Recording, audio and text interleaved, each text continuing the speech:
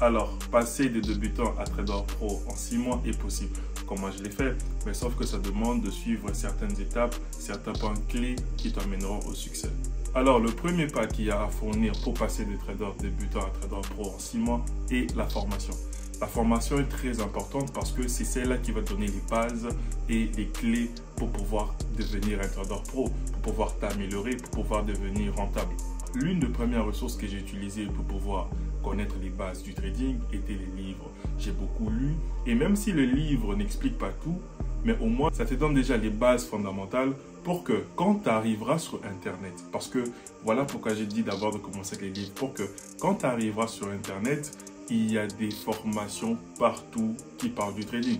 Et parmi toutes ces formations, j'imagine que toutes ces formations-là ne sont pas du tout crédibles. Et alors, pour trouver la bonne formation qu'il te faut pour que tu deviennes trader pro, alors il faut vraiment déjà avoir une base. Connaître que, ok, celui-ci, c'est un arnaqueur, celui-ci, sa formation, il n'y a rien du sérieux, celui-ci raconte du n'importe quoi. Parce que laissez-moi vous dire, il y a des formations sur Internet aujourd'hui où on vous apprend juste la ligne de résistance et la ligne de support. Et c'est un choc parce que ça ne te permet pas de pouvoir devenir trader rentable. Donc, lisez des livres sur les trading avant de prendre une formation sur Internet pour que vous ne fassiez pas arnaquer. Alors, côté stratégie, il y a plusieurs stratégies dans le trading. Mais les deux stratégies les plus connues sont les day trading et le scalping. Et moi, je me suis principalement focalisé sur le scalping, même si je fais aussi du day trading. Alors, la différence entre le day trading et le scalping n'est pas si grande que ça en vrai. Alors, prenons un exemple. Disons que la tendance est baissière. La tendance est baissière et que toi, au lieu de te positionner pour récupérer par exemple 40, 60, 70 pips, bah toi tu te positionnes juste pour récupérer entre 10 et 20 pips. À chaque fois que tu te positionnes, c'est juste entre 10 et 20 pips. 10 et 20 pips. Et donc c'est un peu ça qu'on appelle le scalping. C'est une technique qui est très rentable, mais aussi très risquée. Pourquoi je dis ça? Parce que dans le scalping, une perte peut récupérer entre 50 et 60 ou 70% de tes profits que tu as fait auparavant. Alors, le day trading est presque pareil au scalping, sauf qu'au day trading, là, tu ne cherches plus à récupérer 10, 20 pips, mais tu cherches à récupérer 60, 100, 120, 150 pips la journée. Alors, il y a certaines erreurs que je faisais au début de mon parcours pour devenir trader pro. C'était à chaque fois, par exemple, dès que je lançais un trade et que je voyais que mon trade était dans le rouge, j'avais souvent l'habitude à paniquer, à stresser, à me dire non, je dois fermer le trade parce que je suis en perte, je risque de perdre beaucoup plus que ce que j'avais prévu et tout ça. Et pourtant, c'était une erreur parce que lancer un trade et directement être dans le rouge ne signifie pas que tu as mal placé, tu t'es mal positionné ou quoi que ce soit. Non, ça veut simplement dire que le marché est juste en train de s'amuser avec toi, tu vois. Tu lances un trade et tu vois le marché remonte, disons que cette tendance a été baissière et que tu te positionnes, tu vois le marché remonter, tu es dans le rouge, non. Il faut savoir que par après, le marché finira par descendre et toucher ton take profit. En tout cas, tu dois respecter ta stratégie. Si ces stratégies-là, souvent l'habitude de marcher, si ces stratégies-là te rapportent des gains, alors même quand tu vois que tu es déjà dans le rouge après t'être positionné, tu dois simplement attendre et te dire que ok, le marché va toucher mon take profit. Car la plus grosse erreur que tu puisses faire en ce moment-là est de fermer ton trade et d'accepter la perte.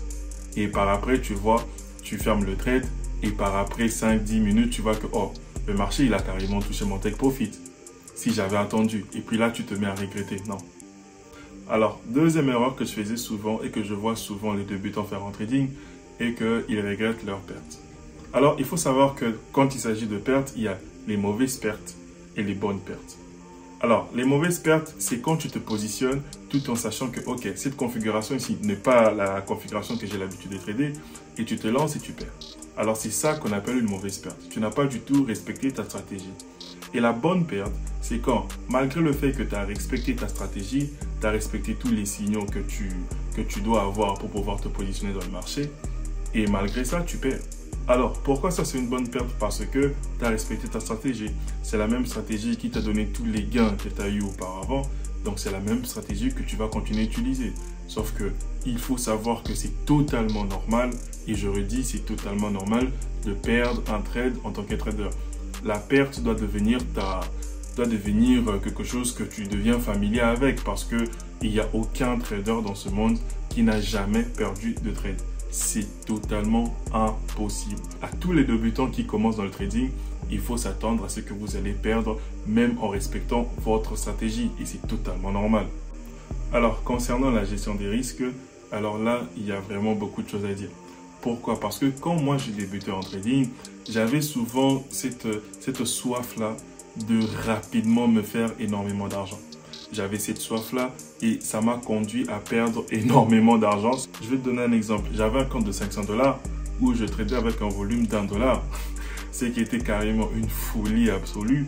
Mais je me disais, ok, en suivant ma stratégie, je vais vraiment essayer de minimiser les pertes pour pouvoir me faire énormément de gains et pouvoir emmener ce compte-là de 500 $ à 4-5 000 $ en un seul mois. Ce qui était une grosse erreur parce que dans le trading, je vous dis, il faut viser à long terme et non à court terme. C'est ça qui m'a permis de devenir trader pro en moins de 6 mois. Parce que j'ai compris cette erreur-là et je me suis mis à viser à long terme et non à court terme. Donc, le conseil que je peux vous donner est vraiment de commencer avec un petit lot, avec un petit volume et monter petit à petit sans brûler les étapes. Et surtout, ne risquez jamais au-delà de 3% de votre budget. Souvent, je vois des traders débutants, il a passé vraiment une très mauvaise journée. Il arrive devant son ordinateur, il laisse ses émotions-là prendre le dessus et il commence à se positionner n'importe comment. Surtout ça, s'il vous plaît, ne laissez pas vos émotions prendre le dessus.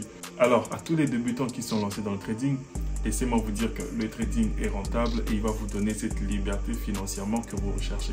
Merci d'avoir suivi la vidéo. C'était mon parcours et mes meilleures astuces pour pouvoir passer de débutant à trader pro en 6 mois.